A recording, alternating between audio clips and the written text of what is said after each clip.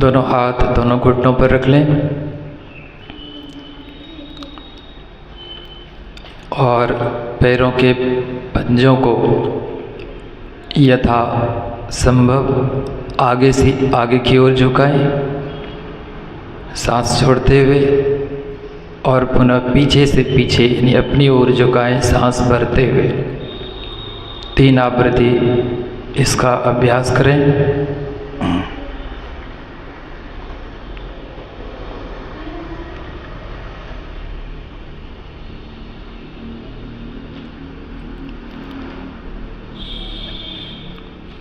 सांसों के साथ जब यौगिक क्रियाओं का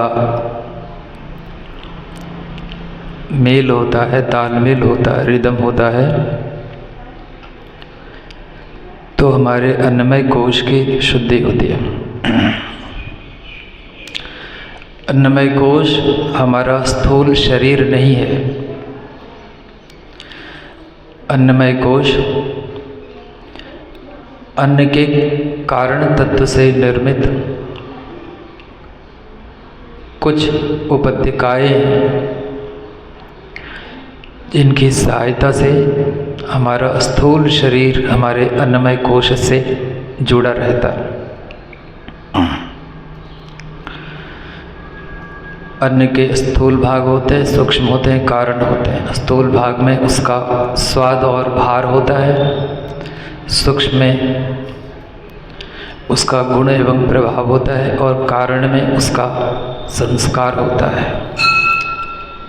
जो कुछ भी हम अन्न, जल, फल, फूल इत्यादि शाक सब्जी ग्रहण करते हैं, उसके कारण तत्व हमारे संस्कार के रूप में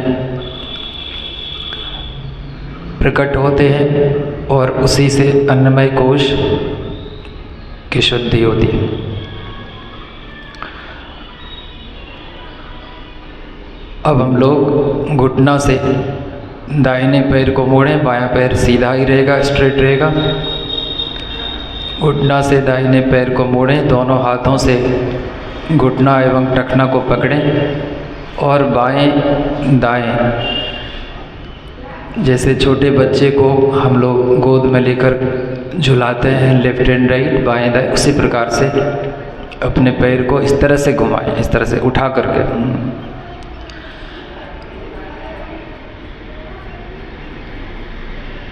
तितली आसन यानी बटरफ्लाई में, वक्रासन और पद्मासन में इससे सहायता मिलती है।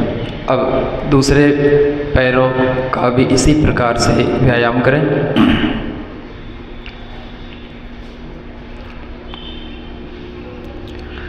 सामान्य स्थिति में आ जाएं।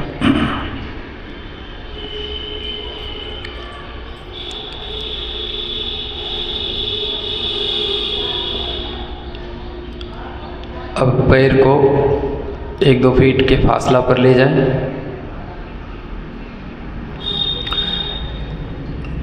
दोनों हाथ का इस प्रकार से मुट्ठी बना लें जैसे हम वो जो पीसने वाला जाता होता था उसके मूठ को पकड़ते थे, उसके हैंडल को पकड़ते थे। और जिस प्रकार से चक्की चलाते हैं, आगे झुकते हैं, पीछे जाते हैं, आगे झुकते हैं, 3 बार कम से कम क्लॉकवाइज, 3 बार एंटी क्लॉकवाइज चक्की पीसी। ये बहुत ही सुंदर आसन है, खास करके माताओं बहनों के लिए ये बहुत ही उपयुक्त आसन है। केवल जिनको कमर दर्द प्रारंभ हो गया है, कमर दर्द की शिकायत है, वो आगे न झुकें, पीछे केवल रहें, स्ट्रेट रहें और पीछे रहें। 3 बार क्लॉकवाइज, 3 बार एंटी क्लॉकवाइज, यानी 3 बार बाएं से दाएं, 3 बार दाएं से बाएं करके सामान्य स्थिति में आ जाए। अब तितली आसन करेंगे हम लोग। तितली आसन के लिए दोनों पैरों को घुटना से मोड़ लें, दोनों पैरों के तलवे को आपस में सटाएं और दोनों तलवों को अपने बॉडी के कमर के नज़दीक से नज़दीक, सुविधानुसार जितना कम दूरी हो उतना ले जाएं। पैर पड़ी हुई अवस्था में रहेगी, पड़ी हुई अवस्था में, ऐसे खड़ी नहीं रहेगी।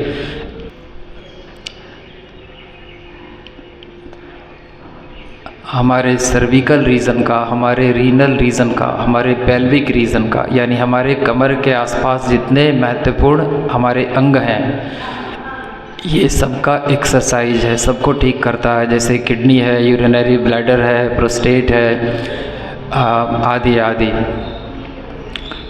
सबके लिए ये उपयुक्त आसन है। डायबिटीज़ के लिए भी बड़ा अच्छा आसन इसको माना जाता है। सामान्य अवस्था में आ जाए।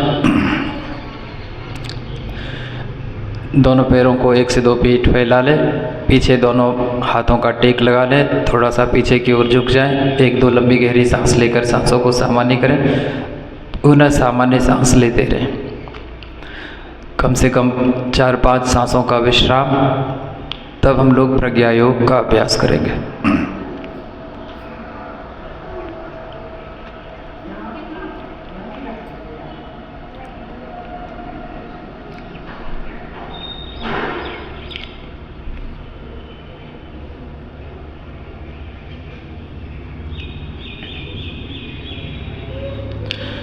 प्रज्ञा योग के लिए अपने अपने आसनों पर कृपया खड़े हो जाएं। दिलखुश ही प्रज्ञा योग करवा दीजिए।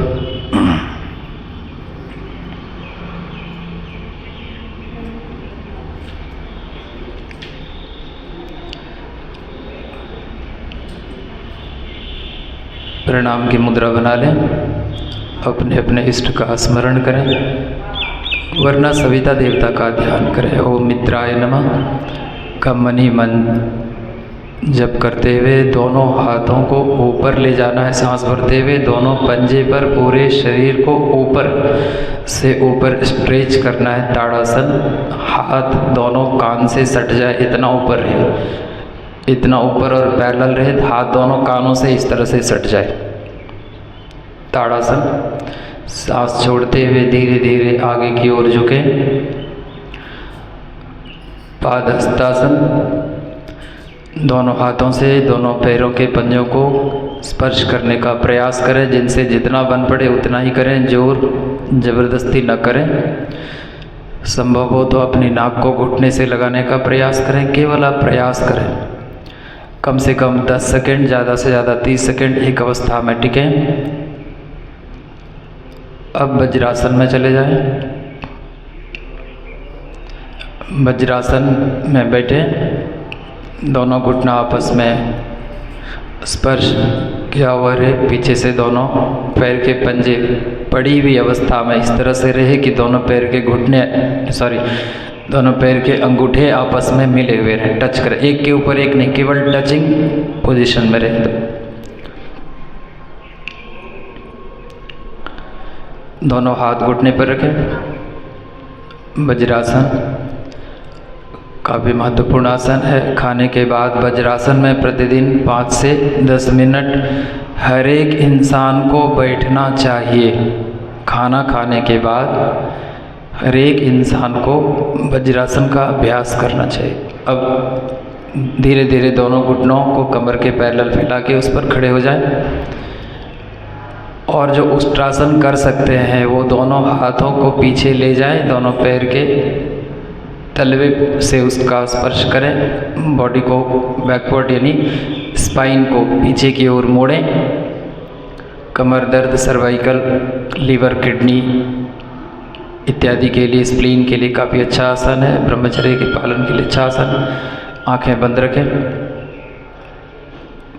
कम से कम 1 से 10 तक की गिनती में इस अवस्था में रहें। धीरे धीरे आगे की ओर दोनों हाथ पीछे, वज्रासन में बैठे हुए बाएं हाथ अंगूठा अंदर मुट्ठी बंद, दाएं हाथ से बाएं हाथ की कलाई को पकड़ें और उसको ऊपर से ऊपर उठाएं।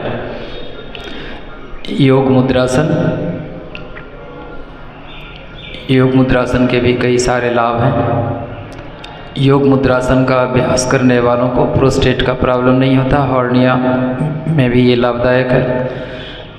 अब धीरे धीरे सांस भरते हुए ऊपर दोनों हाथ को ले जाएं। अर्ध ताड़ासन। अर्ध ताड़ासन की अवस्था में चले जाएं। ये बैठे बैठे ताड़ासन की मुद्रा है। दोनों हाथ कान से सटा हुआ रहे। अब सांस छोड़ते हुए आगे की ओर झुकें। दोनों हाथ आसन से स्पर्श करें। ललाट भी आसन से स्पर्श करें, लेकिन वज्रासन में बैठे ही रहें। हमारा बॉडी हमारे पैरों को से डिटैच ना हो, वज्रासन में बैठे बैठे। यह शशांक आसन है। नींद की तकलीफ, क्रोध, अहंकार, हाइपरटेंशन यानी हाई बीपी इत्यादि के लिए काफ़ी अच्छा आसन है। धीरे धीरे शरीर को आगे बढ़ाते हुए भुजंगासन में चले जाएं। कमर आसन को टच किए हुए रहे, सीना आगे से आगे, माथा पीछे से पीछे। कमर दर्द के लिए सर्वाधिक उपयुक्त आसन है कमर दर्द के लिए रामबाण। कमर दर्द एवं हृदय रोग, इन दोनों के लिए सर्वाधिक महत्वपूर्ण आसन है। कम से कम 10 सेकेंड तक इस आसन में रहें, और जिनको कमर दर्द हो वो कम से कम 1 से 50 तक की गिनती में इस आसन में रहें प्रतिदिन, जिनको कमर दर्द हो रहा हो। अब बाईं ओर घूमते हुए दाईं पैर की एड़ी को देखने का प्रयास करें, तिर्यक भुजंगासन। और धीरे धीरे आगे का व्यू लेते हुए दाईं ओर से बाईं पैर की एड़ी को देखने का प्रयास करें, तिर्यक भुजंगासन। पुनः शशांक आसन में लौट जाएं।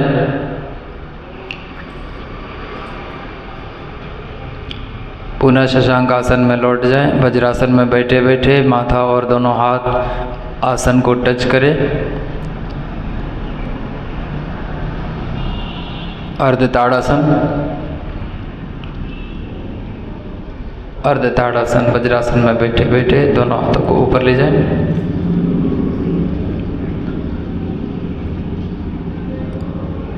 उत्कट आसन,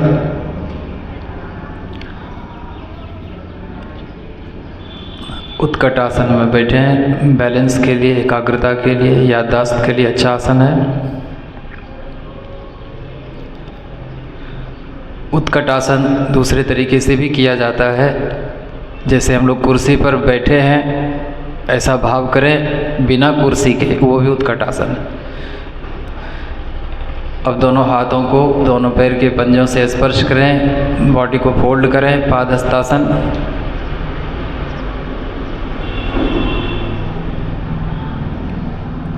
अब धीरे धीरे सांस भरते हुए दोनों हाथों को ऊपर ले जाए, पैर के दोनों पंजे के बल पूरे बॉडी को ऊपर उठा लें, स्ट्रेच करें, ताड़ासन।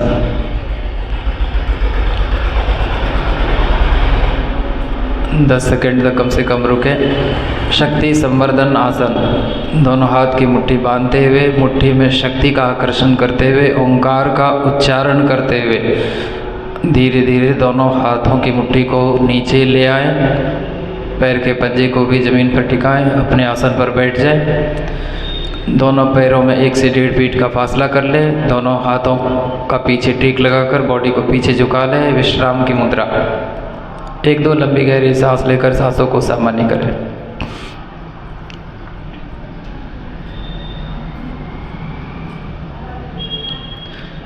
अन्नमय कोश के लिए आसन, उपवास, तत्व शुद्धि इत्यादि कुछ और तपश्चर्या के साथ हमारे अन्नमय कोश का परिष्कार होता है। आगे हम लोग करेंगे प्राणायाम। प्राणायाम मुद्रा और बंध हमारे प्राणमय कोश की सफाई के लिए की जाती है। प्राणायाम के लिए सुखासन, सिद्धासन या पद्मासन में बैठ जाएं या स्वस्तिकासन, जिसमें आप सुविधा महसूस करें उस आसन में बैठ जाएं।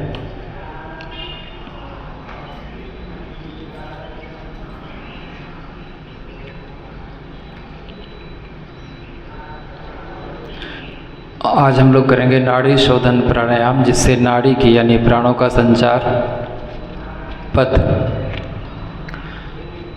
का परिष्कार होता है। पूज्य गुरुदेव नाड़ी शोधन प्राणायाम पर बहुत जोर देते हैं, खास करके गायत्री मंत्र की उपासना, साधना, आराधना करने वालों के लिए नाड़ी शोधन प्राणायाम एक अनिवार्य प्राणायाम है। नाड़ी शोधन प्राणायाम कई प्रकार से किया जाता है, आज हम लोग एक अलग प्रकार से करेंगे।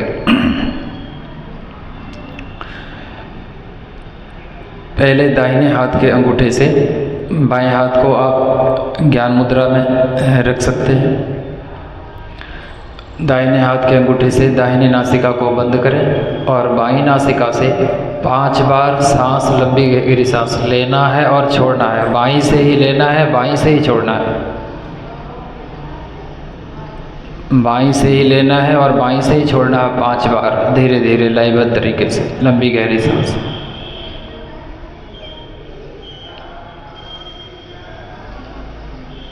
पांच आवृत्ति हो जाए तो अब दाहिने हाथ के ही अनामिका और कनिष्ठिका से बाईं नासिका को बंद कर लें और दाईं नासिका से 5 बार लंबी गहरी सांस लेना है और छोड़ना है। दाईं से ही लेना है, दाईं से ही छोड़ना है। दाहिने हाथ की अनामिका से बाएं नासिका को बंद करें।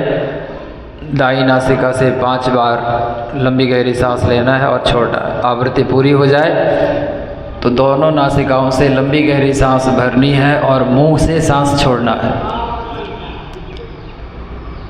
दोनों नासिकाओं से लंबी गहरी सांस भरनी है और मुंह से सांस छोड़ना है।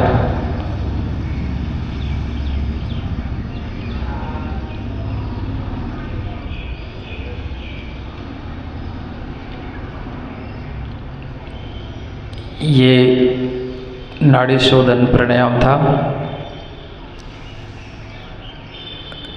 प्राणों का प्रवाह जिस मार्ग से होता है हमारे शरीर के भीतर, उसको नाड़ी कहते हैं। उसकी शुद्धि के लिए ये सर्वाधिक उपयुक्त प्राणायाम माना जाता है। प्रतिदिन इसका अभ्यास कम से कम नवरात्रा तक तो प्रत्येक साधक साधिका करें। बाईं से 5 बार लेना है, 5 बार छोड़ना है, फिर दाईं से 5 बार लेना है, छोड़ना है, फिर दोनों नासिकाओं से सांस भरना है और मुंह से सांस छोड़ना है। ये एक आवृत्ति हुई। कम से कम 3 आवृत्ति इसकी करें प्रतिदिन गायत्री मंत्र के हर एक साधक या कोई भी नवरात्र अनुष्ठान करने वाले भाई बहन।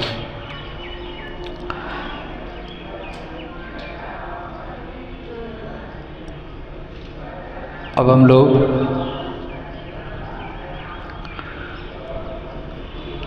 थोड़ा सा ध्यान करेंगे।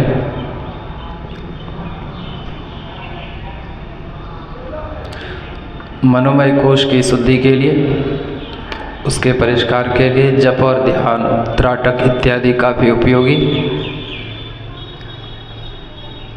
साधनात्मक उपचार है। ध्यान के लिए कमर गर्दन सीधी होनी चाहिए। दोनों हाथों को गोदी में रख लें, बायां नीचे दायां ऊपर। गुरुदेव ने इसे ज़्यादा प्रभावी ध्यान मुद्रा बताया है। ऐसे ध्यान मुद्रा कई महापुरुषों के अनुसार जो ज्ञान मुद्रा है वो ध्यान मुद्रा भी है, लेकिन पूज्य गुरुदेव ने कहा दोनों हाथों को गोदी में रख लेने से, बायां नीचे दायां ऊपर रख लेने से जो एक सर्किट पैदा होता है, एक परिपथ तैयार होता है, वो हमारे ध्यान ऊर्जा के बाहर रेडिएशन को, रिसाव को बंद करता है। वो ऊर्जा हमारे भीतर संरक्षित सुरक्षित रह पाती है। ध्यान मुद्रा में बैठे। आज्ञा चक्र का ध्यान सर्वाधिक महत्वपूर्ण ध्यान है। ऐसे ध्यान साकार भी होता है, निराकार भी होता है। साकार ध्यान में हम किसी प्रतीक का ध्यान करते हैं, जैसे किसी मूर्ति का ध्यान, किसी चरण का ध्यान, किसी चिन्ह का ध्यान आदि, ये साकार ध्यान है। और निराकार ध्यान में बिंदु का ध्यान, क्योंकि बिंदु का कोई आकार नहीं होता है। बिंदु ध्यान है, नाद ध्यान है, ज्योति ध्यान है, या किसी आधार के बिना जो ध्यान किया जाता है वो निराकार ध्यान है। साकार से हमारी शुरुआत होती है, निराकार पर खत्म होती है।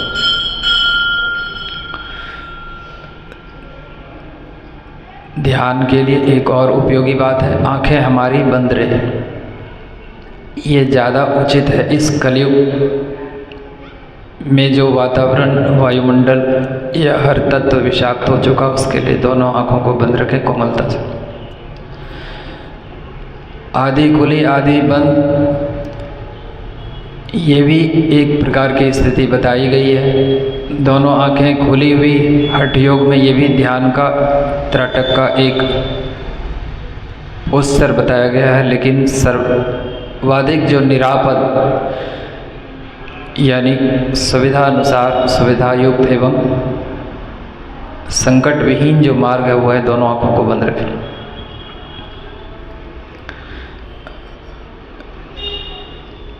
आने जाने वाले विचारों के साथ कोई छेड़छाड़ न करें। आज्ञा चक्र पर हमारे मन की दृष्टि हो, सूक्ष्म दृष्टि हो, अंतर्दृष्टि हो।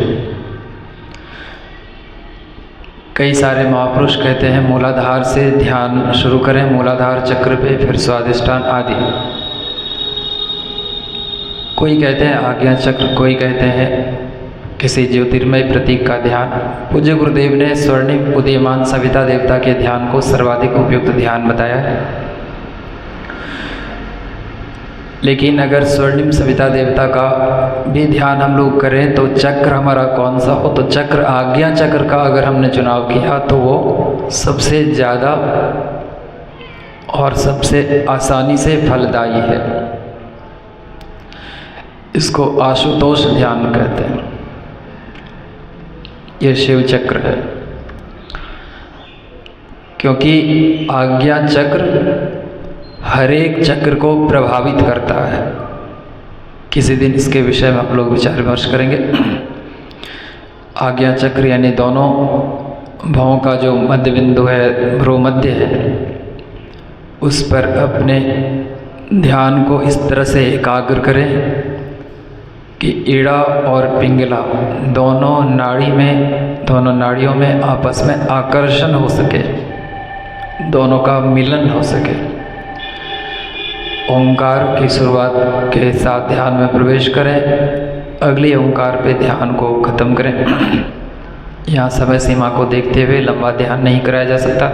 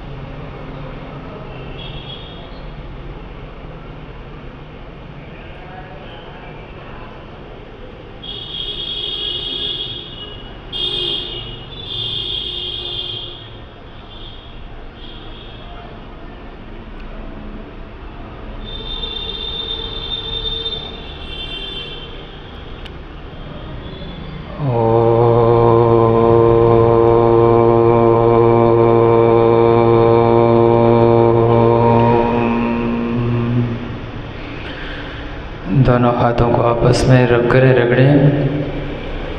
उस माँ को अपने ललाट से, अपने नेत्रों से स्पर्श करें। धीरे धीरे नेत्र खोलें और सामान्य अवस्था में आ जाएं।